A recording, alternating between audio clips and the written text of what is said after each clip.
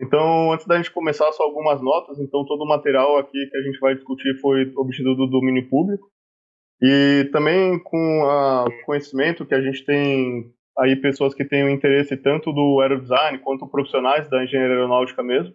Eu tentei fazer um material com uma visão bastante abrangente e fazendo alguns comentários específicos do aerodesign quando for pertinente. Mas eu acho que esse material vai ser interessante para ir para todo mundo que tem interesse no assunto, né? Então, qual que é o nosso conteúdo para hoje? Eu vou falar um pouco o que que é o MDO, né? Então, o Tarek falou um pouco ontem, a gente tem o Pequeno, temos especialistas aí em MDO, eu uso mais como uma ferramenta, mas eu vou dar uma passada bem rápida por que que a gente pode usar o MDO para a parte propulsiva, né? É uma visão geral também de como a gente integra o motor e a aeronave. Eu vou trazer uma visão tradicional, uma visão inovadora, que tem sido implementada de uns anos para cá. Finalmente entrar nos detalhes dos modelos de motor e de hélice. E aqui, como a gente tem vários tipos de motor, vários tipos de hélice, de novo eu vou trazer uma visão bem abrangente, mas que possa dar um direcionamento aí para a maior parte das pessoas, né? Vou falar um pouco sobre acoplamento de modelos, então não adianta nada falar das coisas isoladas, né? E também de alguns estudos sugeridos que podem ser feitos quando você tem a máquina pronta do MDO. Então, o objetivo é prover uma visão de alto nível sobre essa integração de modelos num ambiente de otimização multidisciplinar. Então, vamos começar com uma introdução do MDO, né? O Tarek mostrou uma figura ontem na parte de estudos conceituais. Então, a gente tem, numa indústria aeronáutica, num grupo de projeto design, várias visões conflitantes. Então, qual que é o melhor avião, né? A gente, se deixar o avião na mão de cada especialista, a gente chega num avião muito diferente que não vai ser o melhor avião para o cliente, que é, no fim das contas, quem vai usar nossa aeronave para uma determinada missão, né? Então, o projeto aeronáutico é um sistema altamente integrado, então são muitas disciplinas, aí dezenas de disciplinas que têm que coexistir e trabalhar de uma forma sinérgica para maximizar o valor que a gente traz para o cliente. E o MDO ele é uma ferramenta que traz na natureza dele, essa integração multidisciplinar, né? E algo que, na minha visão, é bem interessante que o MDO traz, ele força você a mapear quais são os objetivos e quais são suas restrições. Então, nesse processo de conhecer qual é a missão, conhecer quais são as restrições de projeto ou financeiras, etc., você conhece mais o seu projeto e tem uma preparação melhor de ter algo mais competitivo para o cliente. E no final das contas, a obtenção do projeto ótimo, aí entre aspas, né, porque é uma palavra bem complicada, o que que é o ótimo, mas o MG é uma ferramenta que ajuda você a entender melhor quais são as suas opções, né, de projeto ótimo. Dificilmente a gente tem uma que isoladamente é a melhor opção. A gente costuma ter várias opções, como o Tarek mostrou ontem, que são boas soluções de projeto, né? Então, qual que é a diferença do projeto convencional versus o ótimo? Esse aqui é um slide que eu tirei de um curso que está disponível na Universidade de Stanford, nesse link. Então, basicamente, se a gente trabalha de uma forma convencional, a gente parte de uma especificação para um projeto baseline, a gente faz uma análise ou um experimento, avalia o desempenho do nosso produto, checa se é um bom projeto ou não, e faz algumas modificações do projeto e faz esse loop por algumas vezes. Só que como a gente tem que fazer isso com várias disciplinas, várias ferramentas, esses ciclos são bem custosos, eles demoram muito para rodar, né? E você não consegue fazer um grande número de ciclos. Então, no final das contas, você pode até chegar num projeto balanceado, mas você não experimentou todas as combinações possíveis, né? Então, a otimização vem no sentido de você ter a possibilidade de fazer várias modificações no seu projeto aí de uma forma mais automatizada, avaliar os seus objetivos, suas restrições e checar se você está perto da sua função objetivo, né? Então, de novo, aqui é só uma passada rápida, a gente vai ter outros tópicos que vão falar do assunto, aqui é só uma contextualização, né? E um ponto que no meu uso de MDO, que é bem menor aí que os outros instrutores que vão trazer para os seus detalhes têm, eu vi que se você não tem um modelo muito bom, ou não tem entradas muito boas, suas saídas vão ser bem ruins. Então o MDO, como ele faz uma exploração bem ampla dos passos de projeto, é bem comum que as primeiras rodadas você ache uns bugs no seu código. Então é bem interessante você rodar o processo várias vezes para amadurecer ele, para você melhorar os seus modelos e melhorar seus inputs também. Então tem essa máxima aqui do garbage in, garbage out, né? Lixo dentro, lixo na saída. É algo que para o MDO a gente tem que tomar muito cuidado para não ter uma máquina que dê para a gente resultados ruins e que seja super difícil de implementar, né? Então sempre bastante cuidado com esse ponto. Agora que a gente fez essa contextualização do que é o MDO, a gente poderia fazer agora uma integração, uma visão geral da integração propulsão e aeronave, né? Então, a melhor correlação que eu acho que a gente pode fazer entre um motor e a aeronave é com o casamento, né? Tem até papers aí dos anos 60 que perguntam se o motor e a aeronave se eles terão um casamento feliz, né? Por quê? Porque é um relacionamento de muitas décadas e o divórcio é caríssimo e que dificilmente acontece em termos práticos, né? Então são pouquíssimos exemplos mesmo que ocorreram divórcio. Então quando você define um motor para aeronave, você tem um compromisso que vai durar aí por pelo menos algumas décadas. E aí eu trouxe aqui o exemplo do B-52, que na versão H ele usa o motor TF-33 selecionado aí nos anos 60, que vai estar em operação com esse motor até meados dessa década, estão planejando uma remotorização, mas o airframe em si vai operar por quase um século. Então a gente está falando aí de uma combinação que dura meio século, né? Então é algo que a gente tem que fazer com muito cuidado, com todas as avaliações necessárias, porque depois que você faz o casamento, o divórcio é bem complicado. Então, tem um tratamento que tradicionalmente era usado pelas empresas de aeronáutica e fabricantes de motor, né? Que, na minha visão, é um tratamento mais antiquado e perigoso, que você basicamente roda jogando requisitos, entre aspas, sobre o muro, né? Então, nós, do lado de fabricante de avião, estudamos os requisitos da aeronave, passamos por cima do muro a especificação do motor para o fabricante do motor, ele não conhece muito bem a aeronave, então ele acha que está propondo um bom motor, joga isso para a gente e a gente olha se a combinação ficou boa, né? Então, fazendo isso é um ciclo muito custoso, muito demorado de rodar e que dificilmente você chega no ótimo, né? E também você pode cair numa armadilha de tratar a propulsão com uma caixa preta ou uma commodity. Por exemplo, achando que todo motor é igual, seria como você escolher o seu parceiro achando que todos são iguais, entendeu? Então, a gente tem que ter um cuidado muito grande para rodar esse processo e, no final das contas, ter uma boa combinação de motor e aeronave, né? E aí, uma abordagem mais recente, que apareceu aí há alguns anos atrás, e é explicitado nesse trabalho aqui do MIT, tem o link aqui para vocês depois, é um trabalho lá do Drella. A gente pode tratar de uma otimização pensando num espaço de projeto ampliado. Então, olhando aqui no eixo X, eu trago as variáveis de projeto do meu avião. Então, minha carga lar, meu mapa de projeto, minha estrutura, etc. E no eixo Y, eu trago mais variáveis de projeto do motor. Qual a minha razão de pressão do fan, qual a minha temperatura de entrada de turbina. E o que acontece é que, normalmente, quem olha aqui os fabricantes de motor, eles conhecem uma faixa de projeto, que eles acham que o projeto deles é ótimo, e o fabricante de avião também acha que tem uma faixa de projeto que acha que é ótimo. Então, esses contours aqui, essas ilhas, são, por exemplo, uma métrica, que nesse caso é a economia de combustível. Então, se a gente trabalhar naquela forma tradicional, sobre o muro, a gente vai olhar essa faixa, e a gente vai achar que o ótimo é esse ponto. Mas se a gente trabalhar de uma forma mais abrangente e explorar o espaço de projeto inteiro, a gente vai ver que muito provavelmente o nosso ótimo global está fora daquele ponto que a gente explorou.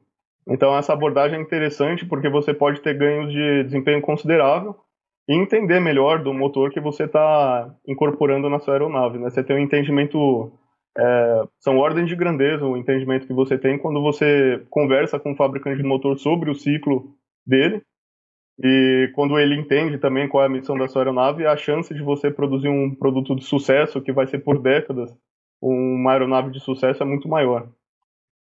E também é uma tendência muito grande do mercado, né? A integração propulsão e aeronave, ela tem que ser cada vez mais bem feita.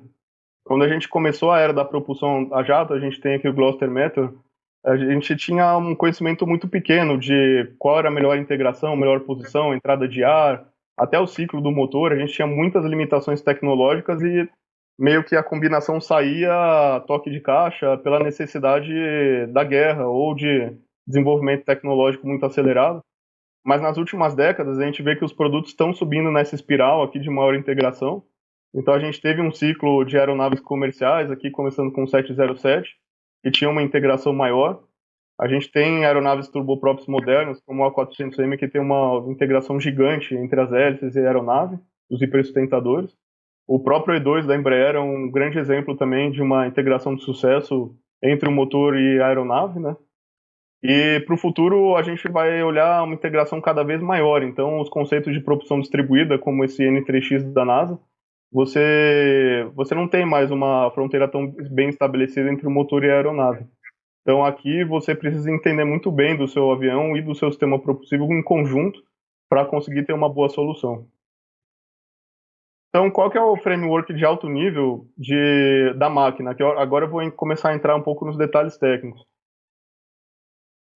Então, você tem que partir de um bom conhecimento dos seus requisitos e das suas restrições. Ou seja, você tem restrições geométricas, como no aerodesign, você tem requisitos de desempenho. Ah, eu quero ter tanto de desempenho de pista, tanto de desempenho de subida, tanto de velocidade de cruzeiro, minhas condições motor são essas. Então aqui você tem que ter um entendimento muito bom da missão da sua aeronave. E aqui tem toda uma disciplina, que é o Systems Engineering, que ajuda você a entender qual é a aplicação da sua aeronave, quais são as métricas pelas quais a sua aeronave vai ser avaliada. E não é muito o objetivo da nossa live, mas é algo que eu coloquei a caixa aqui porque, na minha visão, é muito importante para você não construir uma máquina super complexa que, no fim das contas, não tem tanta aplicação, né? E o segundo ponto de início é que você tem que saber quais são os seus parâmetros de projeto que você tem que incorporar, que são interessantes de você incorporar e que vão afetar seu projeto conceitual preliminar em primeira ordem. Então, parâmetros da asa, estou falando de área de asa, alongamento, ter sobre as espessuras relativas, enflechamento. Parâmetros do motor, o que, que eu tenho disponível que eu posso mexer no meu motor, são algumas opções de motor. Eu tenho a opção de escalar meu motor, eu tenho a opção de mudar o ciclo do meu motor. Então, cada caso é um caso e o exercício tem que ser no sentido de você realmente entender as variáveis mais importantes para você não ficar com um problema muito complexo e que você não consiga analisar. Então, o pessoal que é do nosso portal especialista consegue até dar algumas dicas para vocês dos números máximos, mas na minha experiência é bem legal você não ter um número muito grande de variáveis para não se perder nas análises. Você pode começar pequeno e ir expandindo, né? Talvez é uma abordagem interessante. E aí, qual é a máquina aqui, né, que o pessoal chama de moedor de carne? Você precisa ter o bom modelo propulsivo. Então, se eu estou falando, por exemplo, de um motor turbofan, eu preciso ter um modelo de ciclo que vai me dar o desempenho desse motor, os pesos, as dimensões dele, e eu posso pensar em outras variáveis também, como o custo de manutenção, a vida do motor.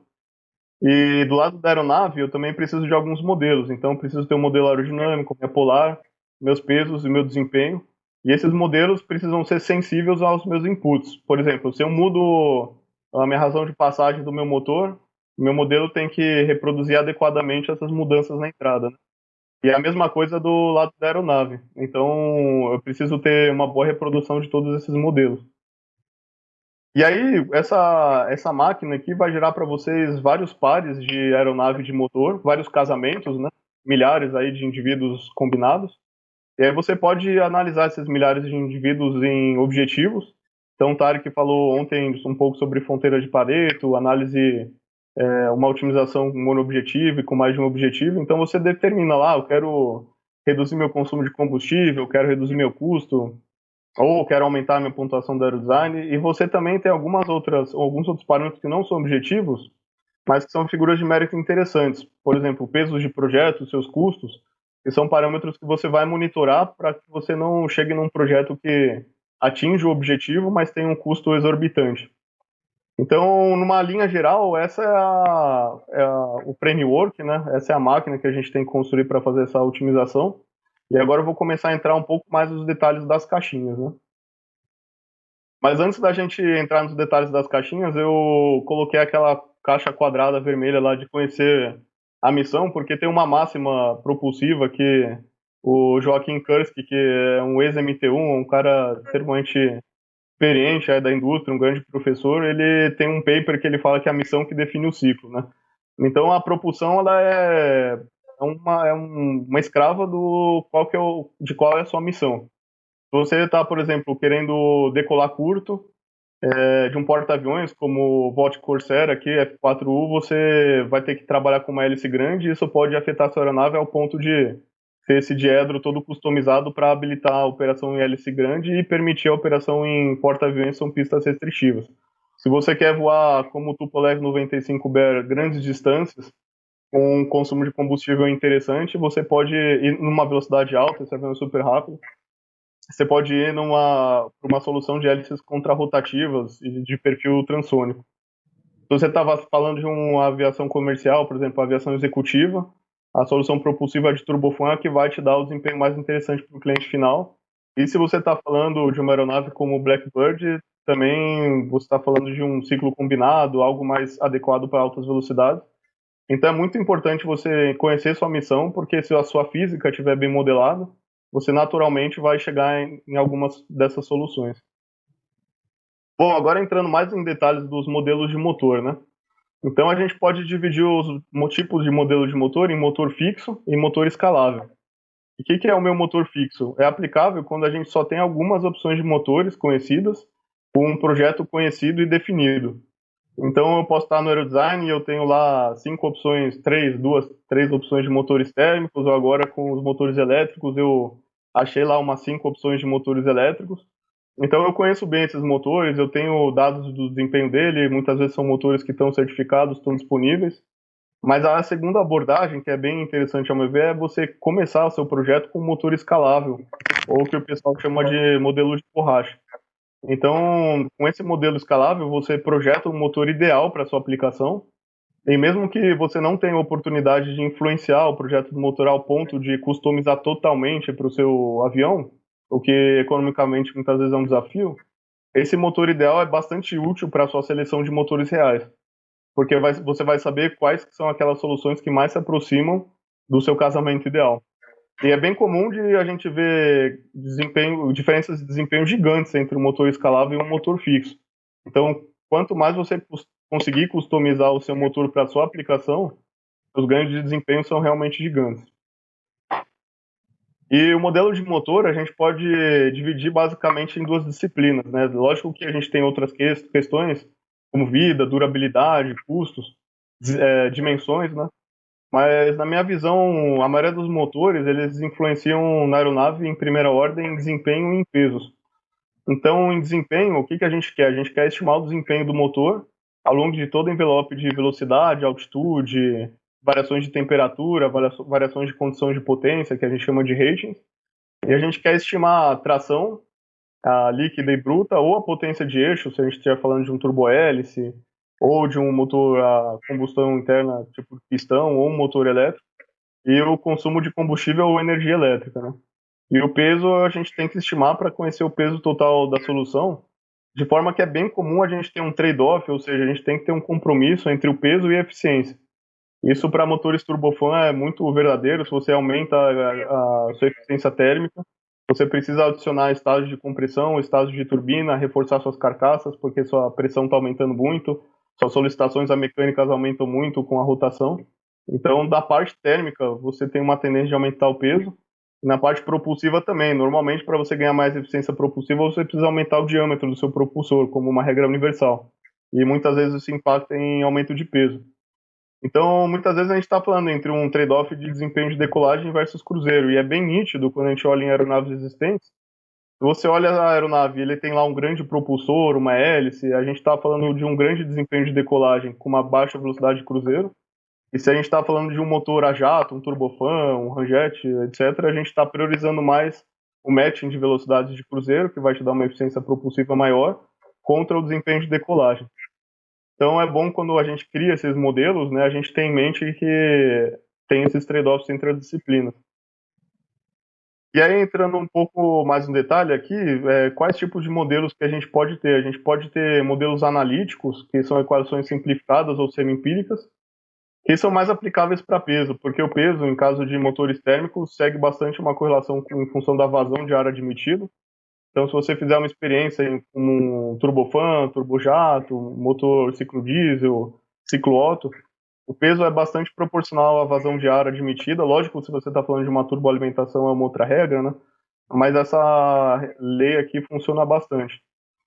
Para desempenho, as equações semi-empíricas são bem complicadas, porque a gente tem muitas respostas que não são tão lineares, então é difícil você, com algumas equações simplificadas, reproduzir toda a física. Aí a gente tem um segundo nível, que são modelos numéricos. Basicamente, a gente está falando de soluções de equações termodinâmicas, quando a gente está falando de motores térmicos, né? E quando a gente está falando de motores elétricos, aí a gente pode estar também falando de soluções de equações de eletromagnetismo. E em questão de projeto mecânico mesmo, a gente vai para questões como elemento finito, elementos finitos, para ter uma melhor determinação mecânica do motor, né? E finalmente a gente tem os experimentais. Então a gente tem mapas de desempenho quando a gente tem um motor em desenvolvimento ou já voando, e a gente deriva programas que a gente chama de cycle deck, que são modelos termodinâmicos calibrados com desempenho de voo, né? E o mais interessante, se você está trabalhando no aerodesign ou na indústria, é entender que esses modelos eles coexistem e que eles se comunicam, né, entre eles. Então, é interessante você começar com o modelo analítico para entender a física da coisa, entender as soluções que estão disponíveis no mercado. Tem alguns modelos numéricos para te permitir que você tenha, vamos dizer assim, túneis de vento virtuais, bancadas virtuais para simular seus motores. Lógico que não dá para simular, experimentar tudo o que a gente quer desenvolver, né? Então essa parte é bem importante. E aí a parte experimental, quando você já tem um protótipo, você vai ter dados mais robustos, com mais maturidade, né? O grande segredo é você realimentar seus processos com os dados experimentais que você coletou em campo ou em túnel. Então eu vou falar um pouco mais quando a gente chegar em hélice, que tem um processo bem importante de você calibrar seus métodos com dados experimentais. Então, se a gente está falando de um motor térmico, a gente basicamente está falando de equações termodinâmicas, simulações termodinâmicas. E aqui eu trouxe um exemplo de simulação de turbina a gás. Existe um software comercial que chama Gas Turbine. Então, basicamente, a gente discretiza todas as estações de um motor. Aqui a gente tem um motor turbofan. A gente discretiza as entradas e saídas dos componentes e faz um cálculo de leis termodinâmicas para definir o funcionamento e o desempenho do motor, né? E a gente pode fazer explorações de espaço de projeto como a que a gente tem aqui no canto inferior direito, onde a gente pode, por exemplo, varrer qual a minha razão de pressão de fan e qual é minha razão de bypass, minha razão de passagem do meu ponto de projeto. E a gente tem essas linhas de eficiência aqui da aeronave, que a gente tem uma eficiência propulsiva. Então a gente vê aqui que quanto maior minha razão de bypass, menor minha razão de pressão do fan, maior minha eficiência propulsiva. E a gente está preparando também para vocês, praticamente concluído, um curso que eu vou ensinar para vocês os detalhes de como fazer esse modelamento. E esse curso vai ter uma ferramenta que foi desenvolvida especialmente para o portal. Eu chamei de PAGT, então Portal de Engenharia Aeronáutica Gas Turbine. E a gente vê que para o mesmo caso ele tem os mesmos comportamentos do Gas Turbine. Então é um open source desenvolvido em Python. E o legal é que você pode modificar lá todos os parâmetros e está bem calibrado com o Gas Turbine. Aqui tem um exemplo analítico de um motor elétrico de primeira ordem, de um motor DC, que para o pessoal do aerodesign, muito provavelmente é que o pessoal vai estar usando aí. Então você pode, com um modelo linear, ter equações que descrevam o seu torque em função da rotação e da sua tensão de entrada, sua potência de eixo em função da rotação e da potência de entrada, e sua eficiência do motor em função da rotação e da tensão de entrada. Então, aqui infelizmente a gente não tem tempo de entrar em muitos detalhes, mas basicamente é um modelo linear que você faz para essas relações e que descreve razoavelmente bem o comportamento do motor para uma faixa de operação. E essas equações, quando você obtém elas, você pode acoplar com o seu mapa de hélice para responder algumas perguntas que o pessoal trouxe aí. Ah, qual que é a rotação que eu posso imprimir na minha hélice? Qual que é a melhor combinação entre motor e hélice? Então, você pode, no caso de um motor elétrico, usar um modelo mais simplificado para ter essas relações. E já já eu mostro para vocês como combinar esses mapas quando a gente está falando de vários pontos de operação, né?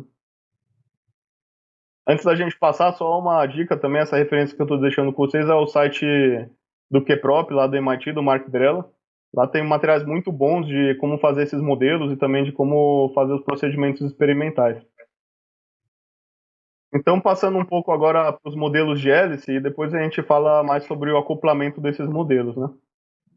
Então, algo bem interessante da gente saber sobre as hélices é que, diferentemente de um motor, que a gente está falando de custos de desenvolvimento da ordem de desenvolvimento de uma aeronave, então uma aeronave nova a gente sempre está falando da ordem de bilhões de dólares de investimento, e um motor novo também é dessa ordem de grandeza. Então, normalmente, os fabricantes de motor tentam fazer um motor para várias aplicações, ou até reusar o núcleo do motor, aquele conjunto compressor, câmara de combustão e turbina de alta, é a parte mais cara de desenvolver e de mais conteúdo tecnológico.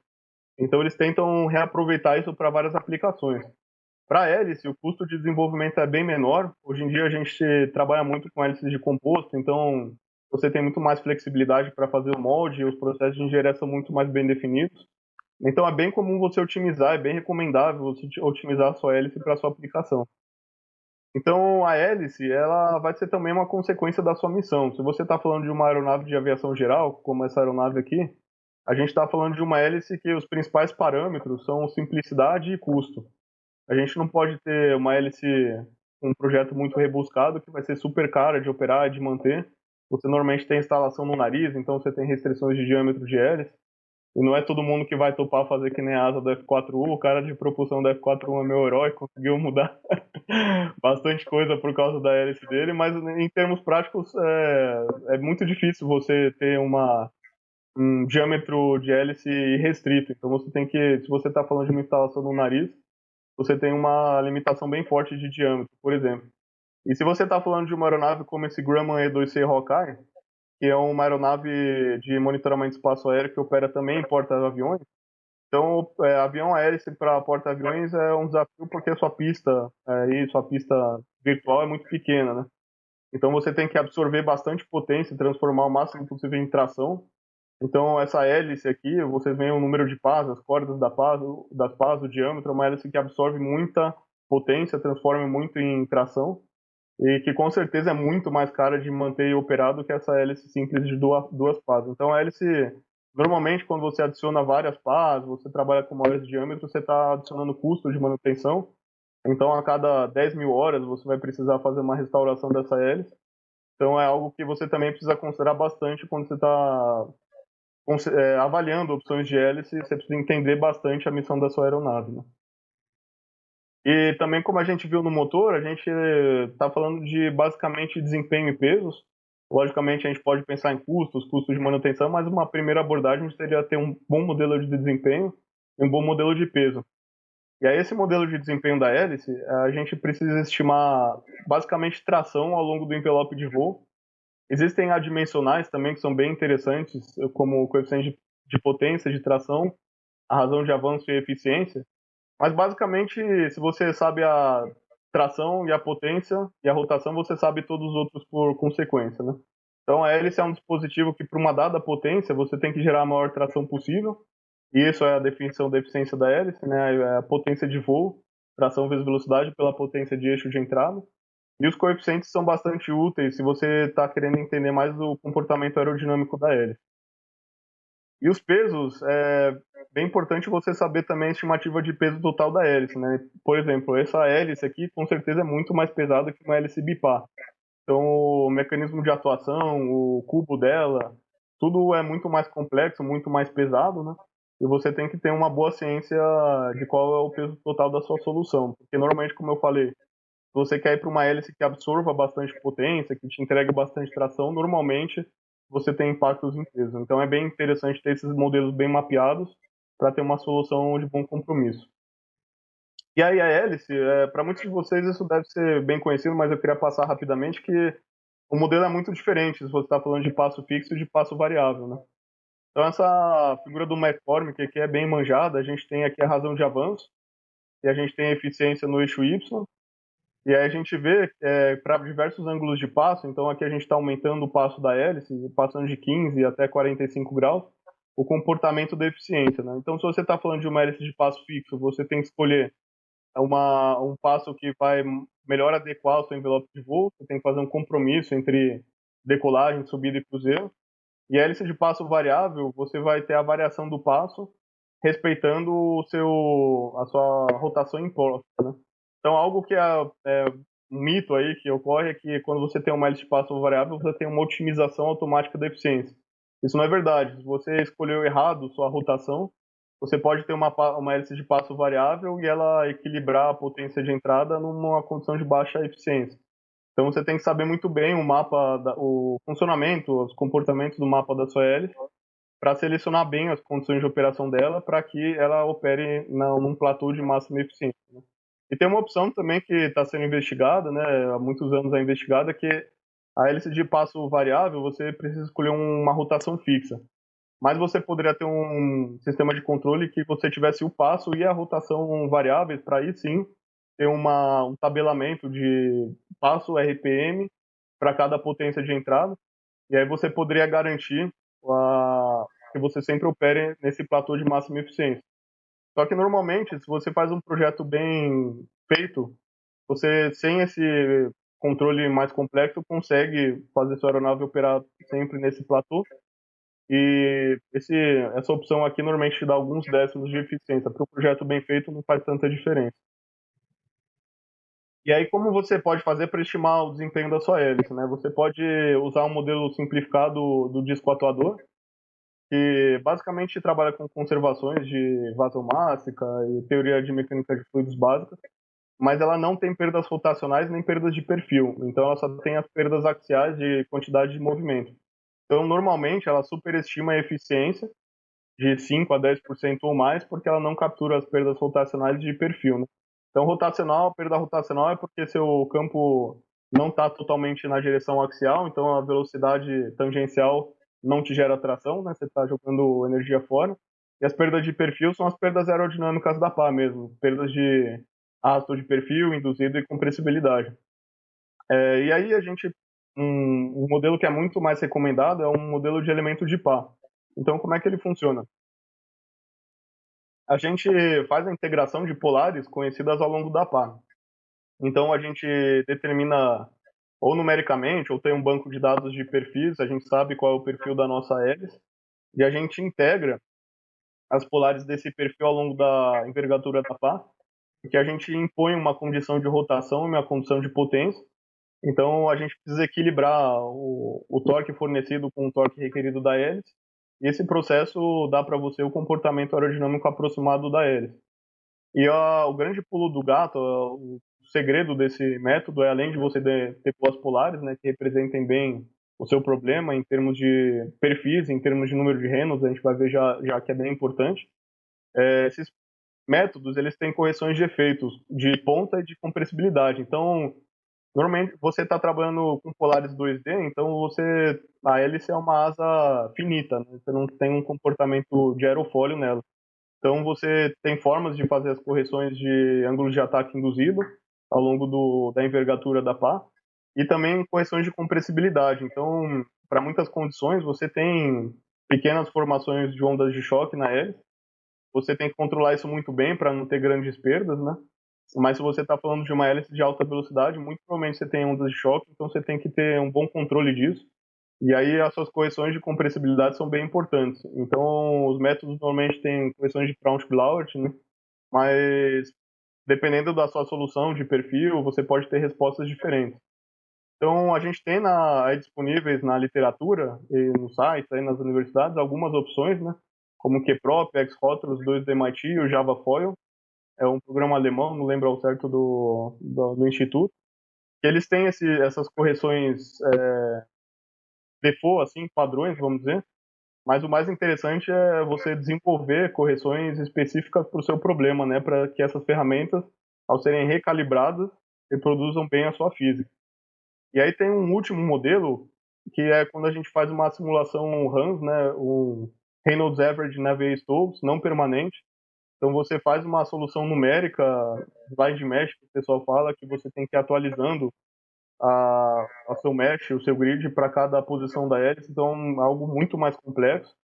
O nosso pessoal do CFD pode dar para vocês alguns toques de como fazer essa solução, mas em termos práticos, se você tem um bom elemento, um bom método de elemento de par, você não precisa fazer uma análise de CFD para reproduzir o comportamento da sua hélice, ainda mais quando você tem descolamentos, ondas de choque, quando aí seus modelos de turbulência começam a influenciar bastante seus resultados, né? O grande segredo é a abordagem feita aí pela indústria, é você calibrar um método de elementos de par com dados em tudo. Então, a recomendação desses métodos aí que estão disponíveis, um que eu acho bem interessante é o QProp do MIT, tá o link aqui. tem uma documentação muito bem feita, então tem um manual de usuário, tem algumas aulas lá que o Drella dá. Então, além do programa, ele também tem metodologia de acoplamento com motores elétricos. Então, não sei muito bem por quê, mas o Drella parece que gosta bastante de acoplamento de hélice com motor elétrico. Lá tem aulas de laboratório deles, como eles determinam as equações, como eles fazem esse acoplamento. Então, tem bastante coisa interessante nesse site e no programa também. Para o aerodesign, acho que é uma solução bem interessante e também para quem está trabalhando na indústria, é um código open source que você pode fazer suas calibrações, né? Acho que é um ponto de partida bem legal. E aí, como a gente falou, né, o grande pulo do gato desses métodos é você ter boas correções. Então, você tem que ter a correção dos efeitos tridimensionais e de compressibilidade e as polares bem determinadas, e principalmente com um bom número de Reynolds, né? Então, a abordagem que, como eu citei, a indústria faz é calibrar o seu método de elementos de par com dados experimentais em túnel de vento. Lógico que para aerodesign não são todas as equipes que fazem, que conseguem fazer, né? Mas eu, na minha visão, daria para fazer sem túnel uma bancada estática. Então, você não vai ter, infelizmente, a vazão de ar axial na sua hélice, mas você tem pelo menos um ponto de desempenho que você pode usar para começar a calibração do seu método. Então, a indústria procura fazer ensaios de hélice em escala real ou em escalas que permitam que você tenha um Reynolds fora do regime laminar para calibrar os seus métodos, né? E tem algumas referências legais, por exemplo, esse Agard que a gente vai falar já já, o CP366. Se vocês colocarem isso no Google, vocês vão ver um relatório que tem centenas de páginas que fala muito sobre ensaios de túnel de hélice e também sobre métodos de desempenho. E aí algo que eu falei, e aqui tem um gráfico bem interessante, é o efeito do número de Reynolds do desempenho da hélice. Então, tem uma referência aqui, que é o SAE AIR 4065, ele é de determinação de tração de turbohélices e de hélices. Então, lá tem também muita coisa interessante de como estimar a tração que o seu propulsor traz, né? Aqui pensando bastante em propulsores não carenados. E aqui nesse gráfico desse relatório, a gente tem uma figura de mérito, que é proporcional à eficiência, então uma relação entre CP e CP é uma proporcionalidade muito grande com eficiência. E o número de Reynolds, definido por essa fórmula, né, é a relação entre as nossas forças de inércia sobre viscosas já conhecidas. E a gente vê que tem um cutoff aqui, então, quando a gente está falando aqui de 500 a 700 mil, essa região é onde a gente começa a ter um comportamento uma melhor predição dos resultados. Se você está falando de Reynolds abaixo dessa razão, você tem um demérito, um impacto muito grande na eficiência da sua hélice por separações viscosas. Então, aqui você acontece muito no seu perfil separação viscosa e a sua eficiência cai muito. Então, o interessante é sempre trabalhar nessa região de Reynolds acima de 500 mil. Pô, a gente falou, deu uma passada nos modelos de motor e de hélice, agora eu vou falar um pouquinho de acoplamento dos modelos e depois de alguns estudos sugeridos. E vou tentar dar uma corridinha também, porque a gente tem algumas perguntas que eu achei interessantes, eu queria passar bem por elas também. Então, o que a gente está falando quando a gente está falando de acoplamento de modelos, né? Tem uma palavra aqui na indústria bem usada que é o matching, né? Entre o motor e a hélice, ou a turbina a gás e meu fan. Basicamente, a gente está falando de rotação, conservação de potência e equilíbrio de torque. Então, se a gente entender bem esses três princípios, que são bem físicos, bem básicos, a gente consegue fazer um matching bom entre meu motor e minha hélice, né? Então, a gente vai falar um pouquinho de governador de RPM, quando a gente tem hélice de passo variável. E também quando a gente tem um motor e uma hélice conhecidas, como a gente aplica a conservação de potência e o equilíbrio de torque para saber que rotação que eu vou ter na combinação dos dois, né? Tem um outro tópico que eu não vou entrar muito em detalhes, que também não é tanto a minha praia, o pessoal de aerodinâmica consegue explicar bem melhor para vocês, que é a integração aerodinâmica entre a hélice e a aeronave, né? É um tópico bem interessante, um mundo aí de informações, porque a hélice, como ela gera um escoamento, um slipstream, aí, um campo bem complexo, rotativo, ajusante, ele, ao impingir sobre as superfícies da aeronave, seja uma fuselagem, uma superfície sustentadora, cria várias forças esotéricas aí que a gente precisa entender para ter uma boa integração. Então, eu só tenho um slide aqui com alguns toques, mas acho que é ponto importante para começar a ser estudado também. Então, falando um pouco da primeira seção entre motor e hélice, de novo, dividindo se a gente está falando em hélice de passo variável e fixo, porque a abordagem é bem diferente, né? Então, para hélice de passo variável, eu tenho o meu governador de RPM, que vai implementar uma malha de controle desse tipo. Eu tenho uma meta de RPM, então eu vou manter minha hélice, por exemplo, em 1200 RPM. Meu atuador de passo vai agir sobre o passo da minha hélice, de forma que a potência fornecida, ou o torque fornecido, se equilibre com o torque requerido pela hélice. Então ele fecha o loop aqui no RPM, então o RPM target um medido. Se você aplica mais potência do motor, ele vai alterar o passo da hélice, mais ou menos potência do motor, vai alterar o passo da hélice para manter o RPM, né? E é bem comum na aviação geral aí, na aviação maior, a gente ter motores de turbina a gás, tipo turbina livre, como essa PT6 que a gente tem aqui, onde a gente não tem um acoplamento mecânico entre o core do motor, meu compressor e minha turbina de alta, e minha turbina de potência, só tem um acoplamento aerodinâmico. Então essa solução é bem interessante porque eu tenho a minha rotação do gerador de gases desacoplada da minha rotação da minha turbina livre, e aí fica bem mais fácil de eu implementar um controle desse tipo aqui. E aí, se a gente está falando de uma hélice de passo fixo ou variável, qualquer que seja, ou um fan, a gente sempre vai ter conservação de potência e equilíbrio de torque. Então a gente sabe que a potência é igual ao torque vezes a rotação, então a potência e o torque são casados pela rotação.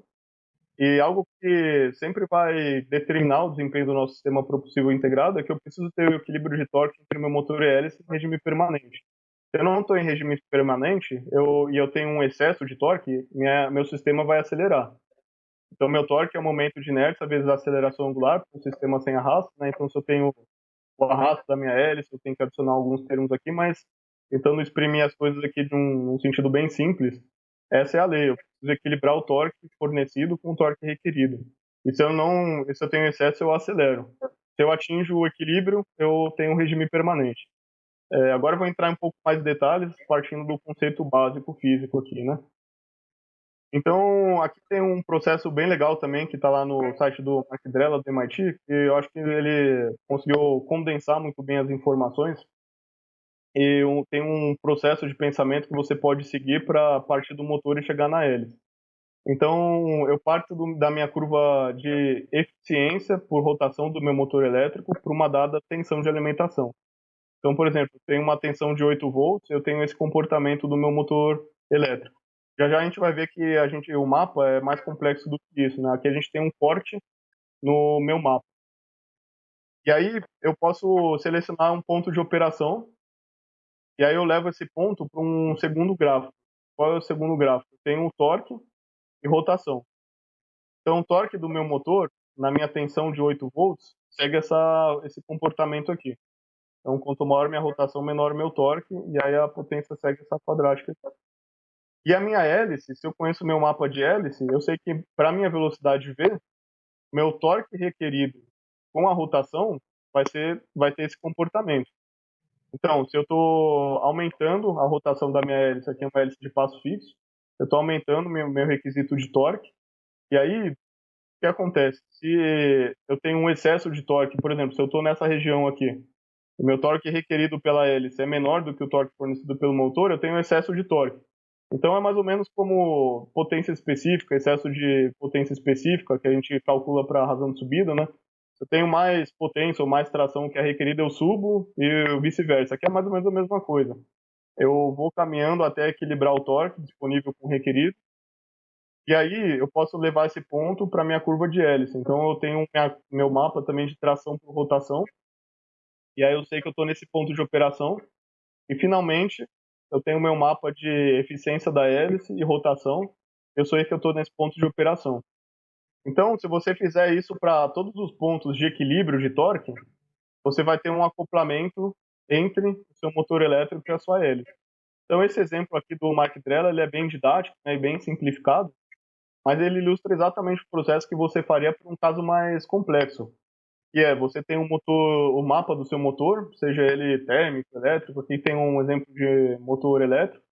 Normalmente o motor tem esse comportamento, né? Tem o código de torque máximo, tem um torque de rotação máxima e um torque de potência máxima, e você tem as ilhas de eficiência do seu motor. E o interessante do motor elétrico é que ele tem uma região de operação bem ampla, né? Então tem várias combinações de torque e de rotação que tem alta eficiência.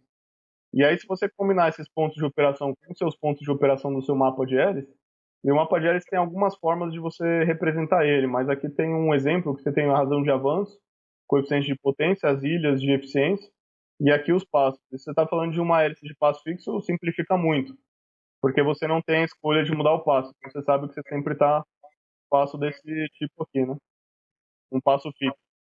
Então, qual que é a ideia? Se você tem um motor elétrico e uma hélice de passo variável, você pode repetir o processo para vários pontos de operação e casar as ilhas de maior eficiência. Então, eu quero estar, por exemplo, em cruzeiro, trabalhando mais próximo dessa ilha de eficiência do meu motor elétrico e mais próximo dessa ilha de eficiência do motor da minha hélice.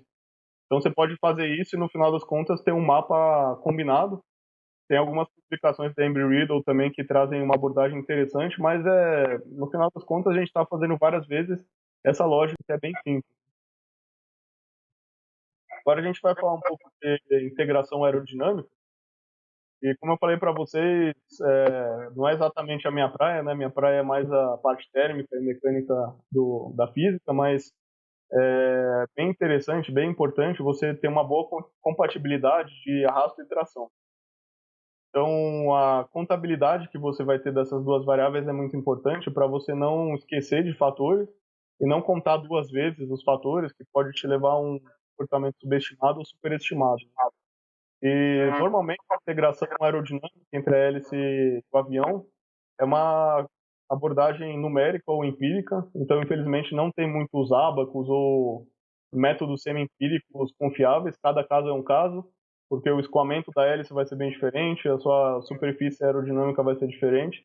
Então, existe uma abordagem numérica de você simular esse problema com alguns níveis de CFD, métodos de painéis, Euler, etc., chegando até o RAM, e a abordagem empírica de você fazer experimentos em túnel mesmo.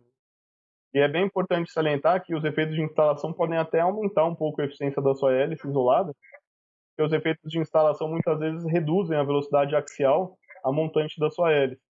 Então, quando você reduz a velocidade axial, você tem algum ganho de eficiência propulsiva, mas o efeito é que você tem que contabilizar a parte negativa disso, né? Sua hélice está dando um campo energizado com mais pressão dinâmica, com uma característica rotacional que está impingindo nas superfícies da sua aeronave. Então você tem que contabilizar muito bem esse efeito na sua aeronave, né? Com essas abordagens que eu comentei. E aí que tem três referências, como eu falei, é um assunto complexo, que não tem muitas receitas de bolo, né? Tem esse HARC 366, ele tem alguns papers. Como é um documento muito grande, eu trouxe a indicação desse paper aqui, que fala da integração, e traz algumas dicas, algumas análises que foram feitas em aeronaves no passado e que podem ser feitas para novos projetos. O banco de dados da NASA também, o NTRS, é bem interessante, vai ter muita coisa. A NASA, até os anos 40, investiu muito na integração de hélices, né, razões óbvias. A Universidade de Delft também tem muitos trabalhos de mestrado e doutorado aí que tem ensaios em túnel e resultados que vocês podem usar para fazer um bom projeto. Bom, pessoal, só para a gente finalizar aqui antes das nossas perguntas, né, já estamos chegando aqui mais próximos ao fim da live, alguns estudos sugeridos. Então, depois que vocês conseguirem montar essa máquina em alguns modelos, né, e, de novo, tendo os cuidados de ter bons modelos e muitas vezes vale mais a pena você investir o seu tempo, o seu recurso em ter um bom modelo do que ter um bom otimizador. Porque se você tem um bom modelo, você consegue fazer algumas análises, né, e chegar próximo do seu ponto ótimo, com análises paramétricas, etc, né? Mas você pode ter um modelo super complexo integrado no otimizador e que não respeite a física, não vai adiantar nada, porque em termos práticos o seu projeto não vai ser competitivo, né? Então, fechado esse parênteses, que é o cuidado que a gente tem que ter, um estudo bem interessante é que a gente pode fazer um entendimento dos trade-offs de projeto de asa e motor. Então, eu posso ver o quanto que eu aumento o meu motor, em termos de potência de eixo, e o quanto que eu aumento da minha área de asa da minha aeronave, e ver quanto que é o impacto líquido no meu desempenho, né? E aqui tem algumas características bem interessantes. Por exemplo, quanto de Desempenho de pista eu consigo quando eu aumento o meu motor em 10%, e quanto de desempenho de pista eu consigo quando eu aumento a minha asa em 10%. Quais são os impactos em peso e em custo do meu projeto? Eu violo as restrições ou não? Então, coisas desse tipo são bem interessantes e podem levar a soluções bem diferentes do que a gente consideraria se a gente não fizesse esse tipo de análise. O segundo abordagem, a gente falou bastante sobre isso, então seria desenvolver um método de teoria de elementos de par calibrado com resultados experimentais e comparar o resultado. Então, quando eu mostrei que o processo de análise de engenharia ele é evolucional, no sentido de você começar com análises mais teóricas, numéricas, depois fazer os seus experimentos, é muito importante realimentar e plugar esses mundos, né? Porque eles estão ligados no mundo físico. Então, a proposta aqui é partir de um próprio aí, que a gente tem o código-fonte disponível, e recalibrando ele com dados experimentais. E, como eu comentei, se você não tiver um túnel, faça ao menos alguns ensaios estáticos em uma bancada, e você tem pelo menos um ponto de medição, né? E algo bem importante aqui, pessoal, que eu vejo bastante lá o pessoal do aerodesign, quando faz os relatórios esquecendo, é quando você faz os seus experimentos, e a gente vai ter uma live específica para isso, é entender os erros de medição que você tem e a propagação dos seus erros. Porque muitas vezes uma hélice e a outra estão virtualmente iguais em termos de resposta de tração, e uma hélice é muito mais pesada que a outra, por exemplo. Então, se você tem uma resposta desse tipo, vale a pena, às vezes, você ir para uma solução mais leve que te dá ali no, dentro da sua margem experimental, né, dentro da incerteza de medição, o mesmo resultado. Né? Então, sempre olhar quais são os seus erros, as comparações de erros, é bem importante. E um terceiro ponto é que quando a gente tem um método de elemento de par, a gente pode entender quais são os impactos de variações de parâmetros de primeira ordem da hélice. Então, por exemplo, o diâmetro, o passo ou o número de passos na tração disponível para decolagem. Também ver quais são as regiões que você começa a ter descolamento na sua hélice. Então, se você tem um disco muito carregado, ou seja, um diâmetro pequeno com muita potência, muito provavelmente as suas condições mais estáticas, a hélice vai ter regiões dela que ela vai estar descolada. Então, essas teorias de elemento de par, elas vão dar para você uma indicação de regiões de operação não interessantes. Lógico que quando a gente fala de descolamento, a gente está falando de comportamentos não lineares, né, totalmente não lineares, então o resultado líquido não vai ser muito útil, mas ele vai indicar para vocês quais são as faixas de operação que você está com regiões descoladas da hélice. É bom você evitar. Normalmente, quando isso acontece, você está com uma hélice carregada em demasia.